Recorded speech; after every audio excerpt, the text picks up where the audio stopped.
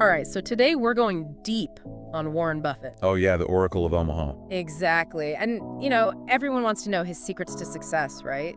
Absolutely. Especially when it comes to investing for the long haul. And that's what we're unlocking today. We're talking durable competitive advantage. That's the key phrase, those companies that can just stand the test of time. Built to last. Exactly. And our guide for this deep dive is the book, The Warren Buffett Stock Portfolio by Mary Buffett and David Clark. A great book really gets into the nitty-gritty of how Buffett analyzes companies. Yeah, how he figures out what they're really worth and whether they have that potential for long-term growth. It even breaks down some of his big holdings from back in 2011. And that's what makes it so relevant for our listeners, right? Absolutely, because everyone's busy. They want the knowledge. But they need it fast. Exactly. So this is like your cheat sheet to understanding Buffett's core investment principles. Without having to wade through, tons of dense financial reporting. We're giving you the actionable insights. Straight from the source. So think of this as like a crash course in Buffett 101. So where do we start? Well, the book lays out this really interesting evolution in how Buffett approached investing. Oh yeah, he didn't just spring up fully formed. Right. It started with Benjamin Graham and the whole idea of value investing. The classic buy a dollar for 50 cents strategy. And Graham was all about finding those undervalued gems. The ones Wall Street had kind of overlooked. He was digging through the bargain bin. Looking at those second-tier, third-tier companies, even some of the ones listed on those pink sheets. And it was all about finding companies trading for less than their net asset value. Yeah, they're tangible assets where you could literally touch and sell. But the book makes a really key point about Graham's approach. It wasn't always about the long-term health of the business itself. More about that snapshot in time. Right, and even Graham himself ran into some limitations with this strategy. The book mentions he didn't always have a clear exit strategy. When to sell and when to hold. And that became a problem like right before the market crash of 1929. Ouch. And as Buffett gained more experience, he realized something crucial about a lot of these Graham-style bargains. They were cracked up to be. He actually compared them to like discarded cigarette butts. One last puff left in them, and that's it. You might squeeze out a little profit, but nothing sustainable. No long-term growth. And this is where his investment philosophy took a major turn. He shifted his focus to companies with a durable competitive advantage. The book really hammers this point home. It's not just about getting a good deal, it's about finding businesses built to last. Companies with some kind of fundamental moat around them. Something that protects their profits from the competition. And this is where it gets interesting, because Buffett's strategy becomes almost counterintuitive. How so? He stresses the importance of building up a big cash reserve. Like a war chest. Right. And then he waits. Waits for what? For those moments when the market throws a tantrum. When prices drop and everyone's panicking. Exactly, because those are the times when he can swoop in and buy exceptional businesses at a discount. Smart, because their underlying economics haven't changed. It's just the perception of them that shifted. And the book really emphasizes this point. Yeah. Buffett loves buying during bear markets, industry recessions, or after some temporary bad news hits a company. He's not afraid of a little short-term volatility. He's playing the long game. Exactly. And once he's identified and bought these super businesses, the strategy is pretty simple. Hold on, kite. Ride that wave of long-term compounding. Let those durable advantages work their magic over time. Okay, so we've got the big picture. Now let's get into the nuts and bolts of how to actually spot these companies with durable competitive advantages. What's Buffett actually looking for? Well, the book lays out a few key characteristics, and the first one is a little surprising. Hit me with it. Warren likes his companies old. Old. As in they've been around the block a few times. Not exactly the sexy high-growth tech startups everyone chases these days. Nope. And the book quotes Buffett saying, predictable products equal predictable profits. So it's about that stability. Exactly. And one of the first things he looks at is how long a company's main products or services have been around. So the longer the better. If they've been selling basically the same thing for over 50 years, that's a good sign. Makes sense. The longer the track record, the more confidence you have in their ability to keep going. Right. And the book gives this really cool list of companies that fit this old criteria. I love lists. Let's hear it. We're talking Kraft Nabisco Oreo since 1912, Kraft cheese going back to 1903. Wow. Then you've got American Express all the way back to 1850. Wells Fargo, founded in 1852. These are like institutions. They are, and we're not done yet. Coca-Cola since 1886. Procter & Gamble soap from 1837, Johnson & Johnson surgical dressing since 1887. These are some seriously old companies. And even GlaxoSmithKline has roots in companies going back to the 1880s and 1830s. Talk about history. Now, the book does point out that there were a couple of youngins in the group, too. So yeah, who were those? Walmart starting in 1962 and Costco in 1983. Still pretty established, though. Right, and the book really breaks down why this oldness matters so much to Buffett. It's not just about nostalgia. Definitely not. It often means they don't need to spend as much on constant research and development or frequent equipment upgrades. Unlike those tech companies that are always racing to the next big thing. The book uses Intel as a contrast. They have to pour tons of money into R&D just to stay ahead of the curve. Whereas a company like Coca-Cola can keep selling essentially the same drink. With minimal R&D. Their bottling plants obviously need maintenance, Right. but it's not that same constant cycle of innovation. Right, and it's not just about keeping costs down. There's a deeper point here. This oldness tells you something about the consistency of demand for their products over the long term. People still want Oreos. And they probably will in 50 years. Exactly. Which brings us to that predictability of earnings. Once a product like Coke or an American Express card gets embedded in people's habits, It becomes part of their routine, the demand and therefore the income becomes more stable and predictable. and that's what Buffett loves. That steady, reliable stream of cash flow. Okay, so we've got oldness as a key characteristic. Now let's talk about another crucial factor. Lay it on me. Consistency in earnings. So not just earnings, but consistent earnings. The book argues that a company with a truly durable competitive advantage will show steady earnings growth over a long period. Like at least 10 years. And they use some pretty compelling data to back this up. I love data. Give me the numbers. They highlight companies from Buffett's portfolio between 2001 and 2011 and look at their earnings growth. Yeah. Procter & Gamble had a 155% increase. Coca-Cola was at 140%, Johnson & Johnson at 159%. That's pretty impressive. And the book contrasts those consistent earners with companies that had more erratic earnings. Like who?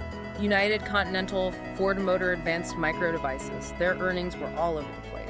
So it's that contrast between dependable, durable businesses. And the ones facing tougher competition or rapid technological changes. Right, so the big question is, Who do you think is more likely to make you richer over the next 10 years? the answer seems pretty obvious. Okay, so we've got oldness and consistent earnings. What else does Buffett use to identify these winning companies? The book talks about using per share book value history. Book value. That's like a classic value investing concept, right? It is, but Buffett uses it in a slightly different way when looking for these economic moats. So what's book value again? It's basically the company's assets minus its liabilities. Okay, so their net worth. And then you divide that by the total number of outstanding shares. So you get the net worth attributable to each share. Right, and the book points out that most companies with a strong, durable competitive advantage, They tend to have an intrinsic value that's way higher than their book value. meaning their true underlying worth based on their future earnings is much greater.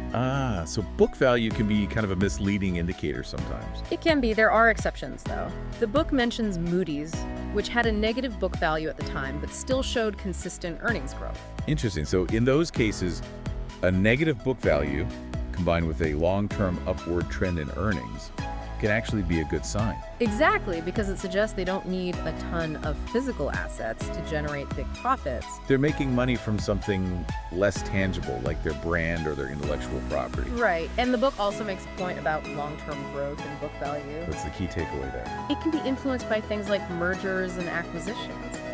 So it's not a perfect measure Right, but Buffett still uses it as an initial screen. to flag potential companies worth digging into. Exactly. Once he sees that upward trend, he can then do a deeper dive into their financials. Okay, so we've covered the core principles now. Let's see how they play out in real life. The book examines 17 companies from Warren Buffett's portfolio around 2011. Let's pick a few and really dissect them. How about we start with American Express? Classic Buffett holding. And the book highlights a few key reasons why he loves it, starting with how it benefits from inflation. That sounds counterintuitive. Explain that one. So as prices rise due to inflation, people naturally spend more. Right, everything costs more. And since American Express charges merchants a percentage of each transaction. Their revenue goes up without them having to do much. The book actually gives an example. I like examples. $100 million in sales back in 1975 could become $400 million in 2011 just due to inflation. Wow. So their fee income just naturally grows alongside prices. Exactly. And the book also talks about this really interesting episode that sparked Buffett's initial interest in American Express. Fill me in. It was the 1963 salad oil scandal. Salad oil, what happened there? American Express had loaned money against what they thought was a huge stockpile of salad oil. Okay.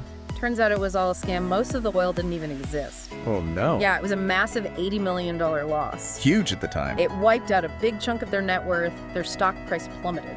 But Buffett saw an opportunity. He recognized that even with this huge hit, their core businesses, those travelers' checks and charge cards were still incredibly valuable. They weren't going anywhere. He bet big on them, and within 3 years, made a significant profit. Talk about seeing the forest through the trees. The book emphasizes that this is a key lesson for investors. A temporary setback, even a major one, won't destroy a company with a durable competitive advantage. Like American Express, their fundamental strength allowed them to recover. And for their stock to eventually go way up. And the book also mentions another buying opportunity in the early 1990s during the Shearson-Lehman Brothers crisis. What happened? American Express's brokerage arm was losing money, and they needed cash fast. This is familiar. Buffett's Berkshire Hathaway stepped in and bought convertible preferred stock. Again, seeing the value beyond the immediate trouble. He held on to and even increased his position over the years. Becoming a major shareholder. The book also breaks down American Express's per-share earnings and book value growth history. Show me the numbers. They even adjust for the 2005 spinoff and illustrate this concept of purchase price economics. What's that all about? It basically shows how buying at a lower price significantly boosts your potential returns. Okay, so let's move on to another example. What about BNY Mellon? Another financial institution, but a different beast altogether. In what way? The book points out that it was formed by the merger of two very old institutions. Talk about history. One of them was the Bank of New York, founded by Alexander Hamilton himself. Wow. It's now the world's leading asset servicer, handling trillions of dollars under custody. Big money. And a major global wealth manager, but its primary focus isn't on traditional consumer lending. Interesting. So what do? They provide services to corporations and other financial institutions. They manage money for mutual funds, handle complex financial transactions, that kind of thing. So it's a very specialized niche. Exactly, and the book highlights their durable competitive advantage as their size Economies of scale. and their expertise. They're so big and efficient in their niche that it's tough for competitors to catch up. And even though they had a rough time during the 2008-2009 financial crisis, because of those mortgage-backed securities, All right, everyone got hit hard. they bounced back and reported record earnings in 2011. That's the resilience Buffett loves. The book also provides a really interesting comparison of their loan loss provisions with Wells Fargo in 2011. What's the takeaway there? BNY Mellon had significantly lower provisions, which suggests a different, less risky business model. And they also examined their per-share earnings history, showing overall growth despite a loss in 2009. Now for a truly iconic Buffett holding. The one everyone knows, Coca-Cola. the quintessential durable competitive advantage business. The book dives deep into their history, from John Pemberton's creation to Asa Candler's brilliant marketing strategy. Focusing on selling syrup concentrate in that early franchising model. Then you've got Robert Woodruff's push for international growth and all those product innovations. Six-packs, coolers, Yeah. vending machines. They were really ahead of their time. And Buffett himself started buying during the 1987 stock market crash. Classic Buffett move. What makes Coke so special in his eyes? The book really emphasizes the incredible brand recognition and the consistency of their product. Predictable product, predictable profit. And the very low R&D costs. They don't need to reinvent the wheel every year, As the book puts it, our great-grandchildren will probably still be drinking Coke. or some variation of it. And the numbers back it up. Their per-share earnings growth over the 2001-2011 period was incredibly steady. Okay, let's switch gears and look at a completely different industry. What about ConocoPhillips? The oil giant. They were formed through a big merger and have massive proven oil reserves. But oil prices are notoriously volatile. The book points out that fact, comparing the situation in 2002 to 2011. So how does that play into their durable competitive advantage? Well, when Buffett started buying in 2006, oil prices were already on the rise. So he's betting on continued growth. And the book includes his analysis of the initial rate of return he expected based on those prices. So despite the ups and downs of the energy sector, the sheer size of their reserves provided a baseline of value. Okay, now for something closer to home, what about Costco? Costco. I love Costco. What makes them fit Buffett's criteria, though? The book highlights their unique approach, targeting the upper middle class with those bulk discounts. And their membership model. They're the largest membership chain out there and a major retailer overall. They're even a big player in the fine wine market. It's Their growth since 1983 has been incredible. both in terms of sales and net profit. The book also mentions that Charlie Munger is a big fan of Costco and even sits on their board. So it's got the Munger seal of approval. And the key to their durable advantage seems to be their huge purchasing power. They can offer those low prices while still making healthy margins. It's a tough model for competitors to replicate. And the numbers show that their per-share earnings and book value growth have been very consistent.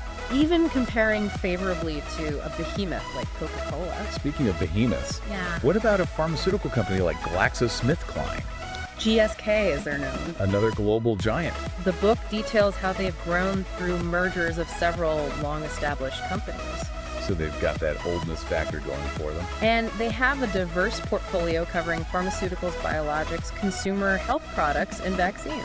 So they're not putting all their eggs in one basket. And the book points out something interesting about the vaccine business. What's that? It's incredibly profitable even after patents expire. Really? And they have unique legal protections in the US. Interesting. They also have several flagship prescription drugs that continue to generate revenue even after their patents run out. Brand name recognition. Exactly. People trust those names and are willing to pay a premium. Now, Berkshire Hathaway did have a paper loss on their GSK investment in 2011. Right, but the book emphasizes that the underlying economics of the business were still strong. Okay, let's talk about another healthcare giant, Johnson & Johnson. Another classic old company with a vast portfolio. Pharmaceuticals, medical devices, consumer brands. Band-Aids, Tylenol, baby powder. Everyone knows those. And the book highlights their advantageous international tax structure, They can defer taxes on overseas profits. which has helped fuel their growth. And their earnings growth has been remarkably consistent, no losing years between 2001 and 2011. Another sign of a durable competitive advantage. Okay, now for a company almost everyone has in their pantry, Kraft Foods. Kraft Mac and Cheese, Velveeta Oreo, those are some powerful brands. The book explains that they're the largest food and beverage company in the U.S. with a huge collection of iconic brands. Built through both internal innovation and acquisitions. Right, and Berkshire Hathaway invested heavily in them during 2007, 2008. When everyone else was running for the hills. And their per-share earnings and book value have grown steadily. Another example of consistent performance. Now, for a slightly different kind of business, Moody's Corporation. The credit rating agency. What's interesting about them is they're super profitable, but don't need a lot of capital investment. They even had a negative book value at the time. The book really emphasizes their unique business model and consistent profitability, even during economic downturns. Plus, they've been actively buying back their own stock. And their earnings growth has been very impressive. Okay, another familiar name, Procter & Gamble. P&G, with all those billion-dollar consumer brands. Tide, Pampers, Gillette. They've been around since 1837. Talk about an old company. The book points out that they also benefit from those international tax advantages. Like Johnson & Johnson. And their earnings and book value have grown steadily. The book considers them almost like an equity bond because of their high return on equity. We also saw Sanofi SA on the list. Sanofi, a major global pharmaceutical company. They've grown through lots of mergers and are big in the vaccine market. Berkshire Hathaway invested in them, but had a paper loss in 2011. The book notes that their earnings and book value have been growing consistently since a major merger in 2004. Okay, how about Torchmark Corporation? They're a holding company for life and health insurance companies. Another steady performer. Their earnings and book value have been growing consistently.